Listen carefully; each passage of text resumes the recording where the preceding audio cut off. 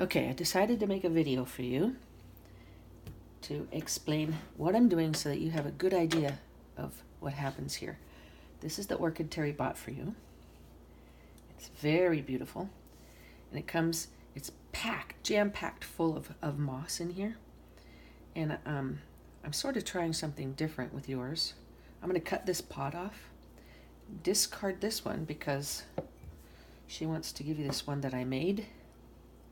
This orchid pot, and it has a bunch of holes in it for air. Orchids love, they're actually an air plant. But anyway, I'm going to cut this off.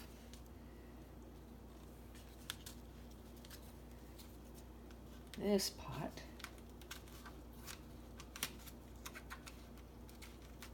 so I can just simply transplant it directly into the other pot.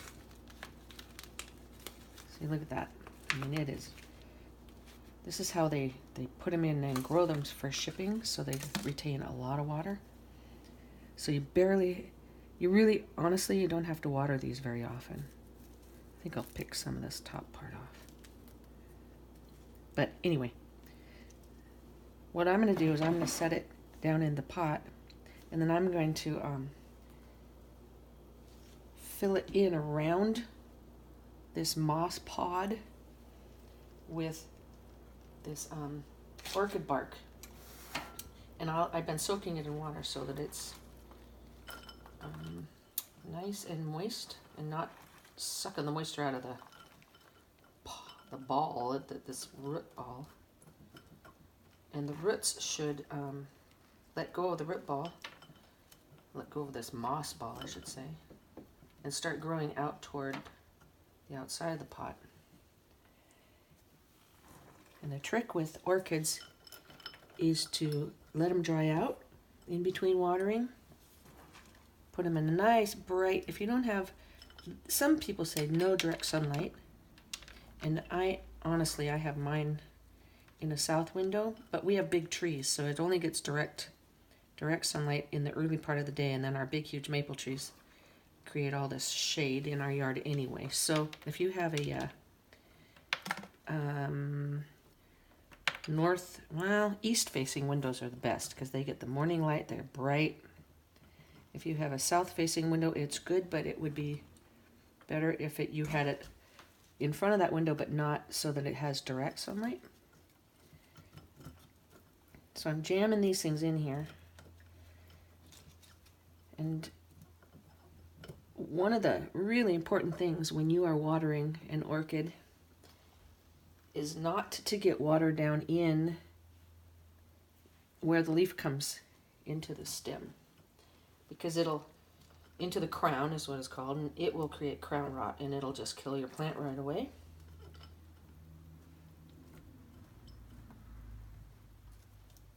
And it has a lot of air roots that it'll grow out of here. And don't be surprised if the roots come out of the holes. That's kind of cool.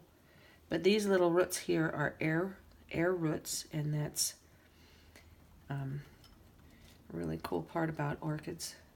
Some people think it's creepy, and that's why they don't like orchids. It's because they have all these air roots sticking out. But I'm just packing this thing in here with the bark. You won't have to water this for a while. And the watering, some people say put an ice cube on it. And the only reason why you would do that is because it will water it slowly. It'll melt and it'll just kind of water it really slowly, but I never ever do that. Some people say, these are tropical plants. Why would you ever put an ice cube on a tropical plant? And that's my view too. So when I'm watering, look at that, it looks so lovely. When I water, I would get a pot or a little bucket or something, and I would stick this whole thing down in it. And then I'm going to send some orchid food with. And this is so, I only put a quarter teaspoon in a quart of water. And it looks just like that. There's orchid food mixed in the water. A quarter teaspoon in this, which is a really light amount of fertilizer. And what I do is I stick this down in a pot. I would stick it down in this pot if it were a smaller, whoops, and then mix my water and then pour the water down in the pots till the water comes up to the top of this, and just let it soak in that for like 10 to 15 minutes, and then pull the pot out, this pot out of your pot of water, and let it drip dry. You don't want water setting down in here, but I did put holes in the bottom of this pot so that it'll drain. So you just pull that up out of a pot of water, of fertilizer water, and only probably every 4 weeks, especially if in wintertime you have your heat on in your house. It'll dry it. It'll dry it out, but they like to kind of get dry, and it doesn't hurt them at all to get dry. This should take. I haven't disturbed the roots in repotting this, which is good. So it should keep its flowers for a while now.